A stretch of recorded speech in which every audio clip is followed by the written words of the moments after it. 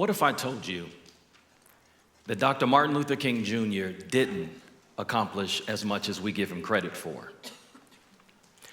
What if I told you that the civil rights movement fell far short of accomplishing its ultimate goals? Now, don't get me wrong, the civil rights movement was necessary for our nation's history and remains critical for our nation's destiny. And without question, Dr. Martin Luther King Jr. was one of the greatest leaders our world has ever known. Yet even he acknowledged and recognized where the civil rights movement fell short. Just 1 year before his assassination in May of 1967, Dr. King said this: "When we see that there must be a radical redistribution of economic and political power, then we see that for the last 12 years we have been in a reform movement." Dr. King made this statement because he recognized that gains in civil rights had not changed the material conditions of life for many people. In short, he recognized that civil rights without economic rights are really no rights at all. What the civil rights leaders ultimately gave their life for was a hand up, not a handout. They wanted equal opportunity to pursue life, liberty, and happiness without the restrictions and systems designed to oppress and marginalize. While progress had been made in civil rights, Dr. King recognized that there were still far too many restrictions and oppressive systems economically. So in 1968, he started the Poor People's Campaign, and the goal was to achieve economic justice for poor and oppressed people in the U.S. What many people either don't know or have forgotten is that when Dr. King was assassinated in Memphis, Tennessee, he was in Memphis pushing for economic rights, not just civil rights. So here we are, 50 years after the civil rights movement, and America is still haunted by the same fundamental issue. And just like our city and state was ground zero for the civil rights movement 50 years ago, 50 years later, our city and state remains ground zero for economic injustice. This is why I believe that the new civil rights movement is economic education and empowerment. Let me show you something. This is a map of where people of color were forced to live in this city in the 1920s.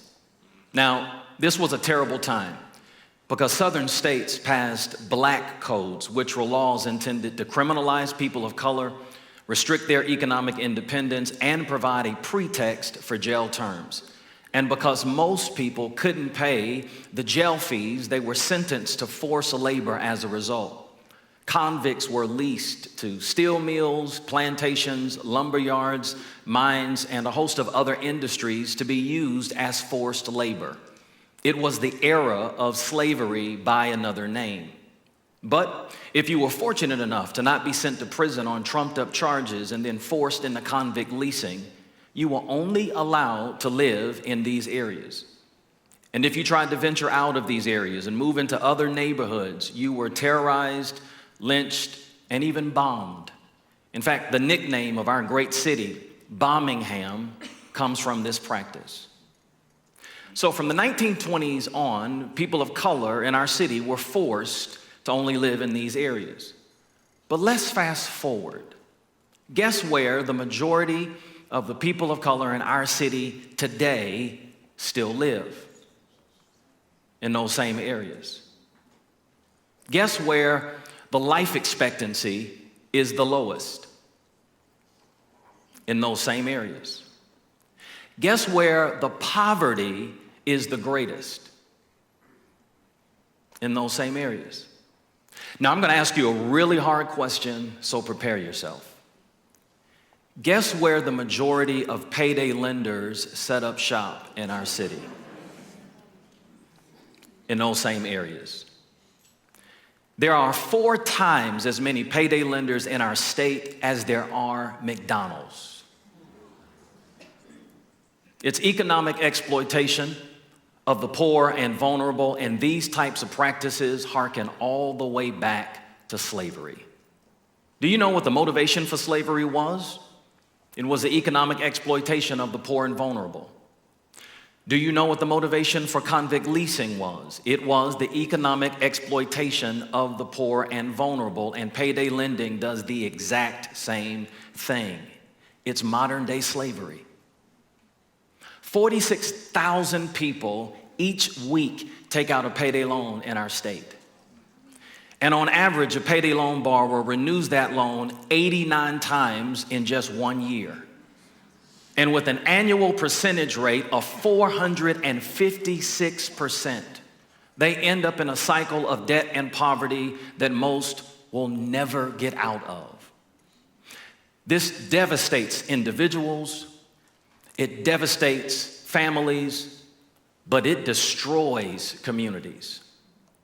When I first moved to our great city, my office was in an area of town that historically was a great area. It was filled with many white families, and my favorite Starbucks was right there on the corner, and a great new grocery store opened up right across the street from my office.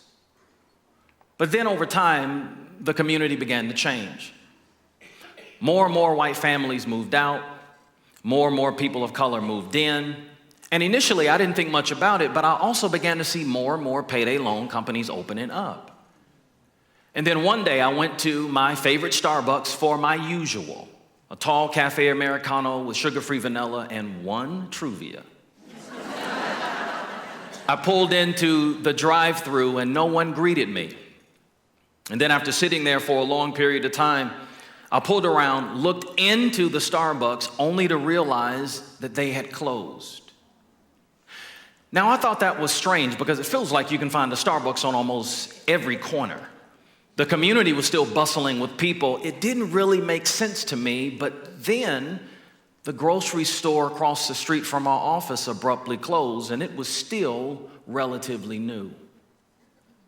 What I later found out was that the store closures had nothing to do with a population issue. It had everything to do with a lack of disposable income. While all of my favorite stores were closing, more and more payday lenders continued to open, and the impact on the community was devastating. See, for every $1 spent repaying a payday loan, $2 is taken out of the local economy. Families in that area were so strapped financially trying to repay their payday loans that they no longer had any more money for the Starbucks or the local grocery store. See, payday lending ultimately robs individuals, families, communities, and businesses of the opportunity to lead an economically viable life for the long term. But because these lenders exist every day, thousands of people are signing up to give away their financial freedom and their financial future simply because they are in need and because they don't know any better.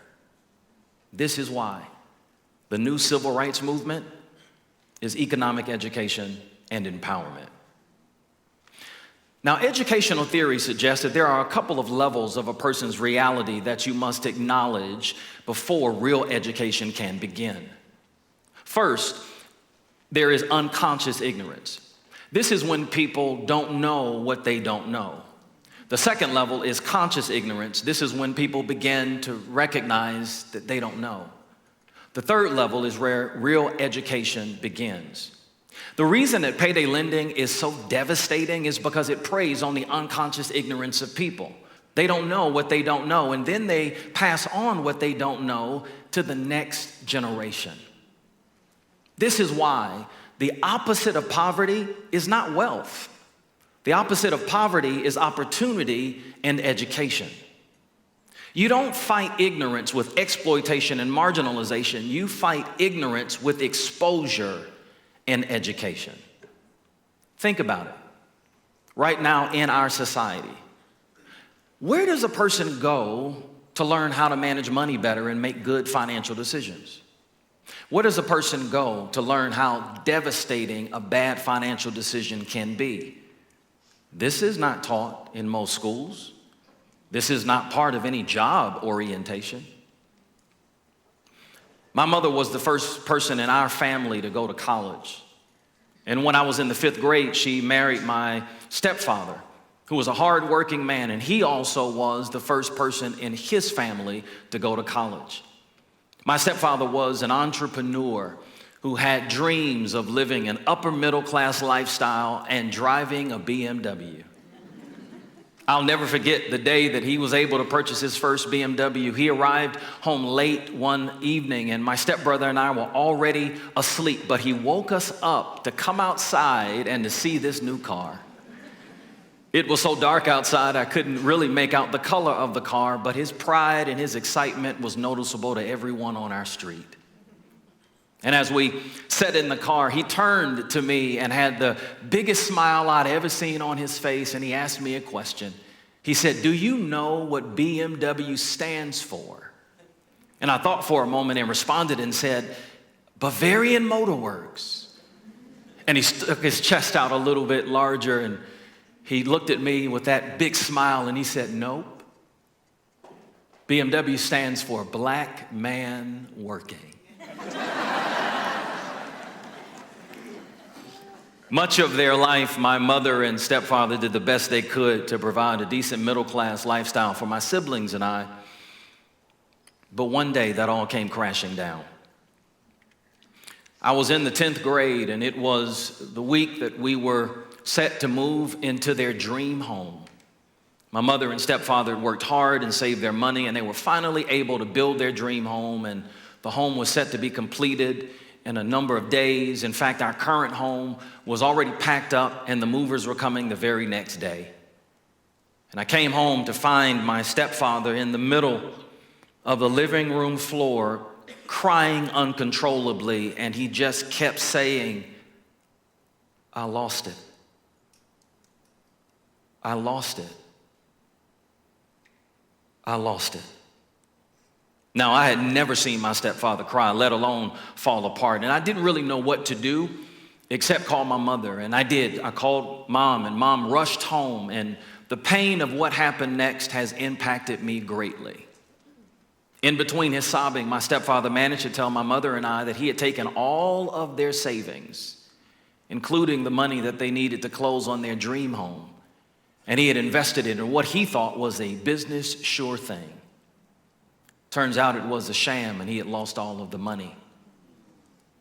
Immediately, my mother began to ask, "Well, how do we get the money back?" And it was the pain of that question that made him fall apart even the more. He just began to sob even more loudly, and he kept saying, "It's all gone.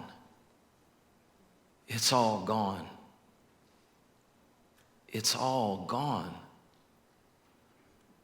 A few days later, my mother had a nervous breakdown and had to be hospitalized. Shortly after that, my stepfather had a heart attack and later died, and I had to live with my best friend's family my entire 10th grade year. And I would go visit my mother as often as I could. And when she was finally able to regain her mental faculties and when she began to speak again, there was only one question that I wanted to ask her. And it was this: how could this happen? I mean, they were both great people. They were educated. They were accomplished. They were exposed. And I'll never forget what my mother said to me. She said to me, "No one ever taught us about money." Now, if my stepfather could make a bad financial decision, and he was educated and exposed and accomplished, what do you think is happening every time someone goes in to get a payday loan and they have little or no financial education and exposure? I do believe that there needs to be micro lending in these communities, but the models that are in place now through payday lending, they don't result in a hand up, they result in a hand tied that quite possibly will never be free again. This can be fixed. Other states and what they've done to address this same issue only proves this. There is a better way. Imagine if the 46,000 people who take out payday loans each week in our state could, first of all, get those loans at a reasonable interest rate that would provide a realistic chance for them to get out of debt. But in addition to money, they also get the education and the exposure that they need to win financially. Every person who comes in to get a loan would get more than a loan. They get a hand up. because every transaction would make an educational deposit towards a brighter financial future for individuals, for families, for communities, and businesses. That's a better way lending. And if those 46,000 people share what they've learned with just one person, a child, a family member, a coworker, think of the possibilities. Instead of communities being robbed of resources and opportunities, think of the possibilities that will exist on the backside of a more educated and exposed community financially.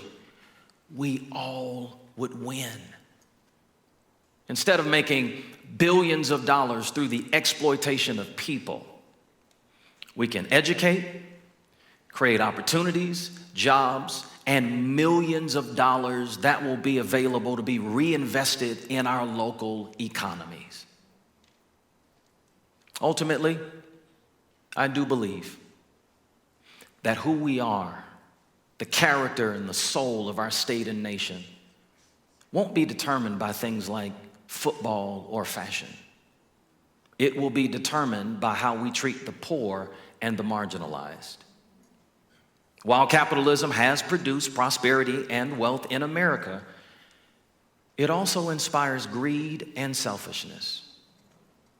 But please remember, our economy is a collective enterprise made up of the contributions of all members of our society.